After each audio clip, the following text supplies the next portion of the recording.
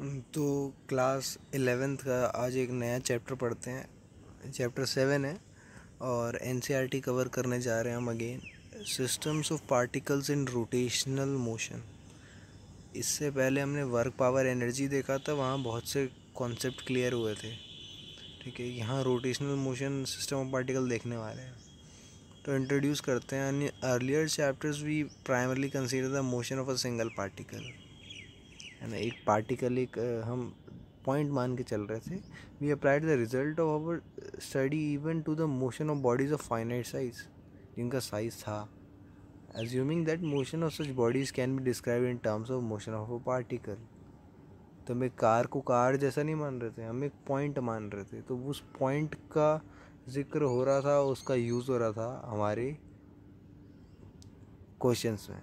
Any real body which we encounter in our daily life has finite size, है ना। हर body का एक साइज़ होता है।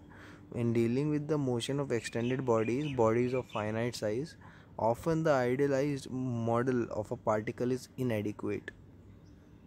तो इस चैप्टर में हम क्या जाने वाले हैं, हम इनएडिक्वेसी के बियॉन्ड जाने वाले हैं। मतलब तुम्हें नहीं पता कि ऑब्जेक्ट दिखता कैसा है, शेप कैसा है। तो यहाँ पे हम अटेम्प्ट करेंगे बिल्ड करने का मोशन ऑफ एक्सटेंडेड बॉडी। जिन बॉडीज़, कार देख लो, कार क्या एक पॉइंट है? नहीं, एक्सटेंड हो रखी है कार, बड़ी कार है, ऐसा सोच सकते हैं। हम लोग ही हो गए। तो we shall begin consideration of motion of a system as a whole. ये सिस्टम को मूव करवाएंगे। Centre of mass of a system of particle will be the key concept here. तो यहाँ पे COM, सेंटर ऑफ मास का concept आता है। एक कार का सेंटर ऑफ मास, एक इंसान का centre of mass. We shall discuss the motion of center of mass of a system of particle and usefulness of this concept in understanding the motion of extended bodies. ठीक है, तो a large class of problem with extended bodies can be solved by considering them as rigid bodies. ठीक है, हम क्या बहुत से question को हम रिजिड तरीके से मान सकते हैं। मतलब बॉडी जो है वो शेप ट्रांसफॉर्मेशन नहीं हो रहा है, रिजिड है।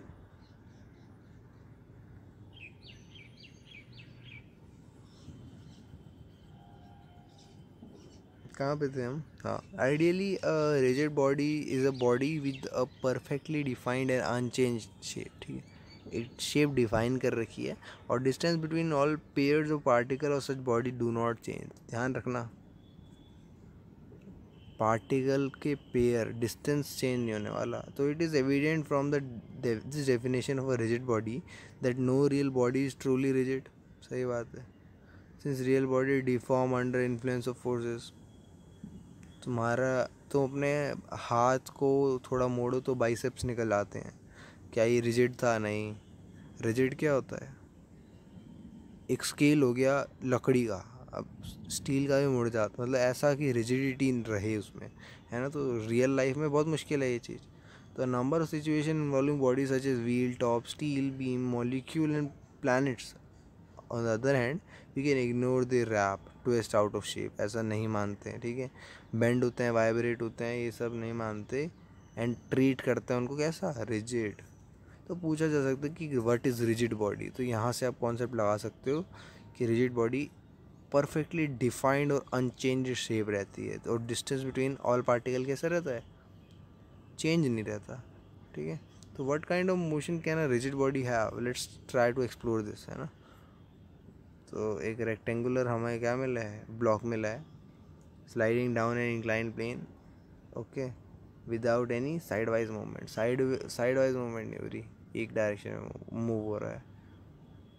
ठीक है, the block is taken as a rigid body. Its motion down the plane is such that the particle of all body are moving together. ऐसा मान के चलते हैं कि पार्टिकल P1 और P2 जो हैं वो एक साथ ही चल रहे होंगे। Rigid body here is a pure translation motion. Translation motion हो रहा है सीधा सीधा। फिगर 7.1 में देखोगे, sliding motion of a block down an incline plane. और एनी पॉइंट P1 P2 हमने ले लिए with same velocity at any instance of time.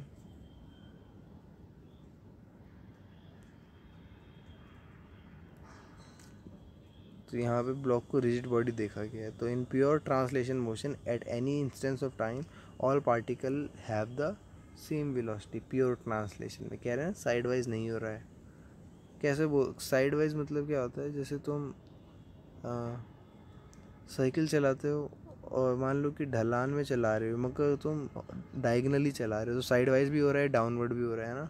तो ऐसा कुछ नहीं है। Consider now the rolling motion of a solid metallic or wooden cylinder down the same incline plane. मान लो एक सिलेंडर जा रहा है, the rigid body in this problem namely a cylinder shift from top to bottom on incline plane, गोल घूमेगा and this seems to have translation motion. ठीक है, तो all the particles are not moving with the same velocity at any instance. The body therefore is not in pure translation motion. So तुम्हें दिख रहा होगा कि P1 P4 टेंजेंशियल है, P1 centre से है ना, तो प्योर तो नहीं है ये। तो this motion is translational plus something else.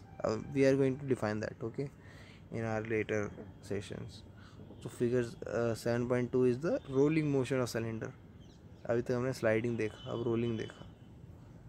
ठीक है, यहाँ पे कुछ फैक्ट्स दे रखे हैं, देख लेते हैं। In fact the velocity of a point of contact P3 0 eight any instance.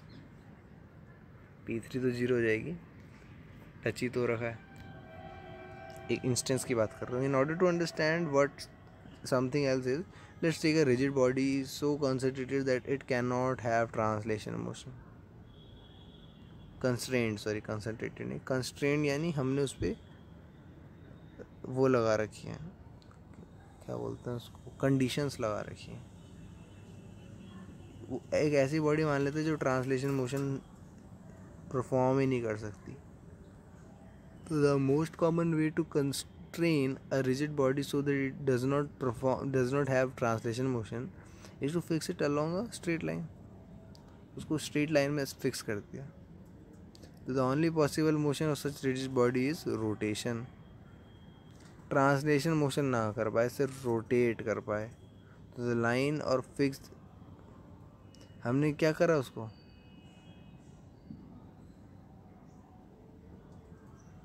Fix कर दो स्ट्रेट लाइन के अलावा। The only possible motion of such rigid body is rotation. The line or fixed axis about which the body is rotating is called its axis of rotation.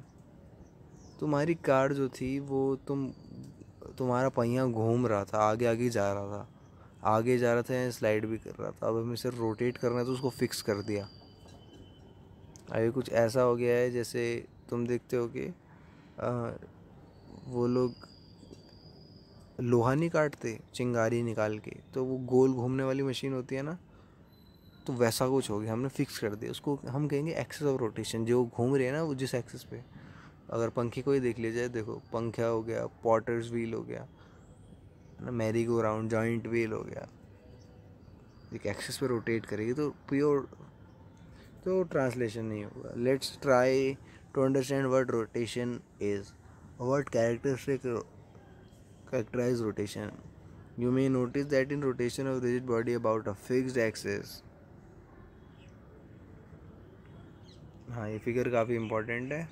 Every particle of a body move in a circle which lie in a plane perpendicular to the axis has is centre on the axis. क्या बोला भाई, बोल रहे हैं, इस चीज़ को ध्यान से समझना, ज़्यादा मुश्किल नहीं है। कह रहे हैं कि इन rotation of a rigid body about a fix axis, एक फिक्स एक्सिस में हमें रिजिड बॉडी को मूव करवाना है। तो ये देखो जैसे बॉडी दिख रही है, rigid body moving about Z axis मान के चलते हैं, है ना। अब थोड़ा इस फिगर को दिमाग पे रखना थोड़ा सा। C1 C2 सेंटर है, radius R1 R2 P1 point P2 है ना। ये है हमारा 3D फिगर, जेड एक्सिस भी आ रखा है ओके। तो कह रहे हैं कि rigid body about Z axis, each point on the body such that P1 and P2 describe a circle जिसका सेंटर C है ना, वही सब लिखा हुआ है इसमें। तो कह रहे हैं every particle of the body move in a circle which lie in a plane perpendicular to the axis as centre on the axis. दोबारा बताता हूँ, ये परपेंडिकुलर एक्सिस जो है वो हमारा जेड एक्सिस है। अब यहाँ पे हमारा सेंटर किस में है, एक्सिस के ऊपर है, जेड के ऊपर ही तो C1 C2 दिख रहा है तुम्हें, यहाँ देखो है ना। तो यही चीज़ कह रहे हैं shows the rotation motion of a rigid body about a fixed axis, है ना. और यहाँ पे z axis is the frame of reference. So let p1 be a particle of rigid body arbitrarily chosen and a distance r1 from fixed axis. The particle p1 describe a circle of radius r1 with its center c1 on fixed axis. क्या हुआ था? Figure 7.4 क्या कर रहा है? Rotation motion show कर रहा है और p1 पार्टिकल ले लिया. वही सारी कहानी लिखी है इन्होंने. p2 ये पार्टिकल वो particle. The particle p2 moves in a circle of radius r2. Note that p1 and p2 may lie in different planes. ऐसा भी हो सकता है. ठीक है, जाहिर सी बात है, आर्बिट्री चूज है.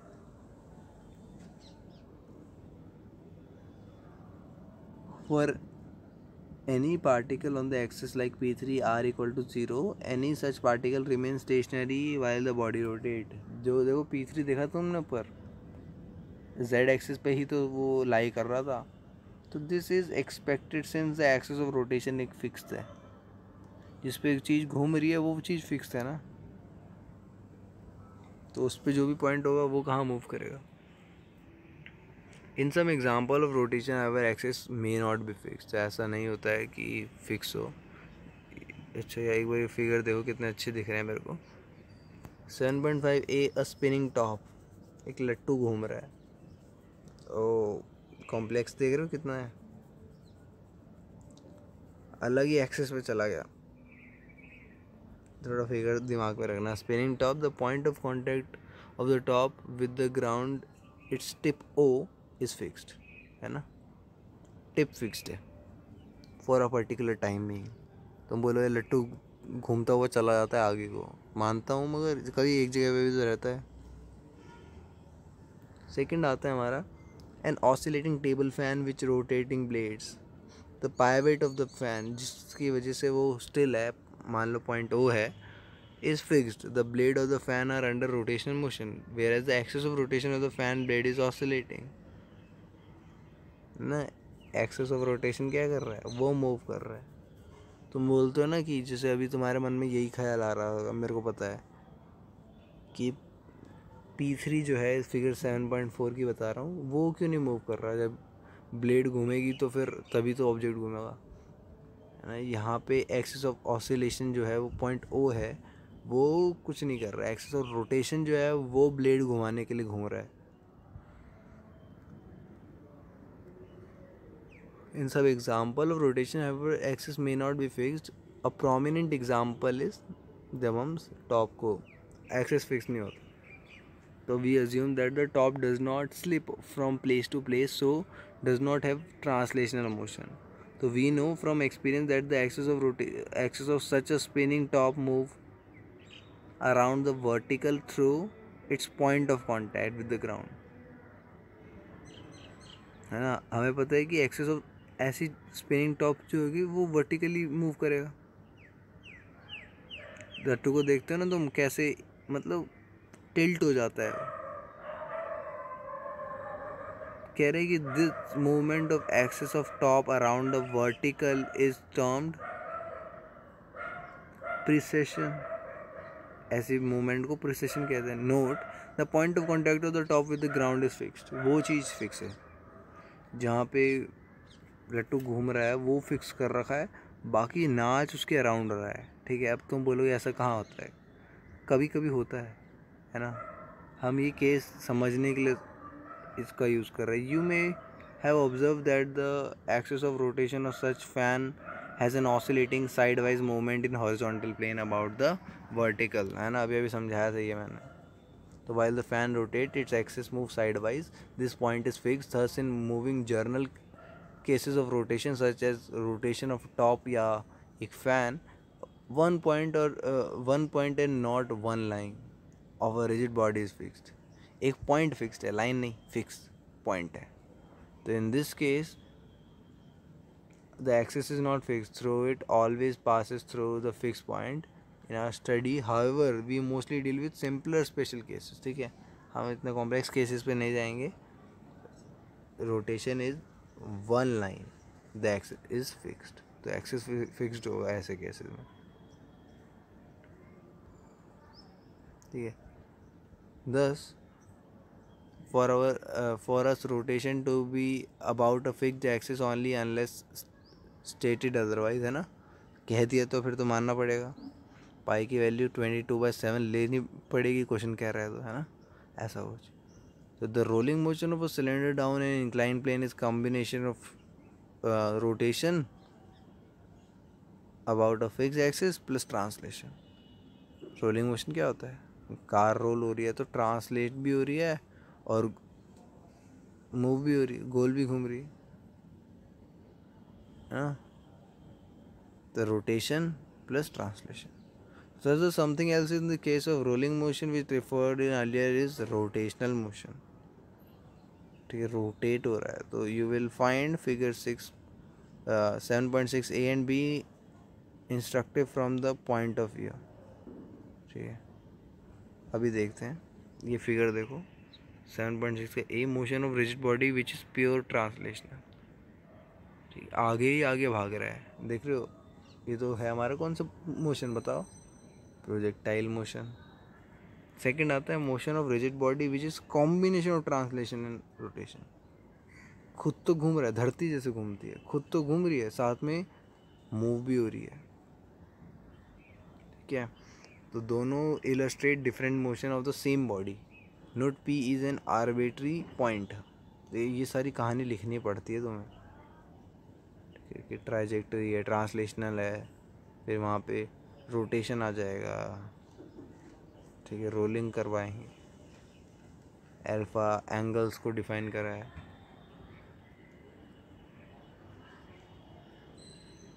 कह रहे हैं फिगर 7.6 का A, at any instance the velocity of any particle like O and P of the body are same in pure translation. दिखाई दे रहा है, मैं सेंटर में पढ़ रहा हूँ। Notice in this case of orientation of O P, that is the angle O P make with the fixed direction say the horizontal remain the same. तो एंगल सेम रहेगा, हॉरिजॉन्टल के साथ इसका एंगल एकदम सेम था, है ना।